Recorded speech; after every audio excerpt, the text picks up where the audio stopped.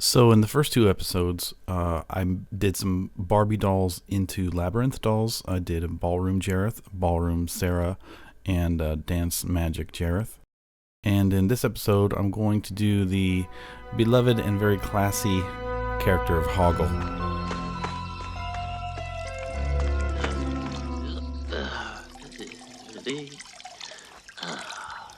Excuse me? Oh, excuse me. Oh, it's you. So to achieve the right proportions, I mean, obviously you can see on the far left the regular size Barbie is much too tall. The next size, I think it's called Skipper, is too tall also. The next size down, I think, is Stacy, which is still a little too tall. And then the smallest size, Kelly, is much too small. So I went with the Stacy doll. This is the one that I used. To begin, I used this aluminum mesh base that's used for sculpting. It's cool because it's thin, you can cut it with scissors, it molds and stays in place.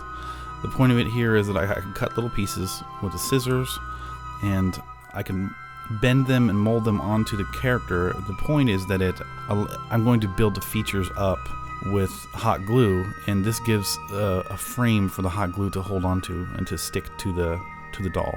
So what I'm trying to do here is that the hands and the head on the Hoggle character are proportionately much bigger than this doll. So we want to make the head and the hands much bigger. Also, when I get the pieces on, I use this jewelry wire to tighten it on and to hold it into place.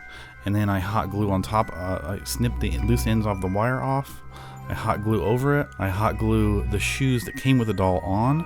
I also overwrap the shoes with the wire mesh and fill in the holes in that mesh also with hot glue. We build this up in layers. We wrap the head in mesh, and then we start to add features on, like I added the ears, the nose, the jawline. I just want these, I did this by just pinching and molding, manipulating, and then start adding hot glue onto the mesh. And then you just let the glue cool. You add another layer, let it cool, add another layer, and you can start to build up a depth, so that the cheekbones, the features like the ears, the nose, the chin, they can begin to stick out farther and farther. And so when I'm just building this process up, this is the back. I'm just building this up like the way a 3D printer would. I'm just adding and adding material until it proportionally looks like the face. And this is basically what the doll looks like. And then the next step is to add primer to the glue so that the paint can adhere to it. So this is the primered doll.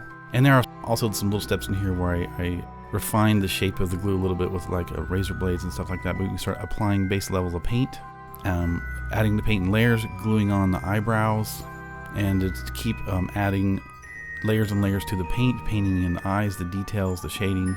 And the real character has a leather skull cap. I didn't have any leather in that color. I just used fabric and I painted it at the end. I also added this detail in where this is sort of to fill out the proportions to make the Hoggle not look so skinny. Here are some pants that I made from the jersey fabric that was brown. This shirt came from a Disney store Beauty and the Beast doll that I bought on clearance. You're going to also see another feature from this doll in a future build. I took this piece of sculpted or textured felt and I used it as the vest. Next I used Fimo to sculpt out some of the trinkets and things that were attached to Hoggle's belt, and I used a jewelry wire to attach those to his belt. I had to stop well before I wanted to because I started to realize that the weight of these little charms and trinkets were actually weighing down the belt quite a bit. So you can see from in comparison, the proportion is close. It's a tiny bit tall as opposed to the real character in the movie, but if I would have used the Kelly doll, it would have been too short. Why did I pick this doll? Especially considering the extensive rework. One, it's light. It can be used like a regular Barbie doll. I just wanted it for my daughter to put with her other dolls that I made. It has all the points of articulation and movement that a Barbie doll has, and it's fun and it fits in. So here is your finished Hogwarts doll. Huh? No, I ain't. I'm Hoggle.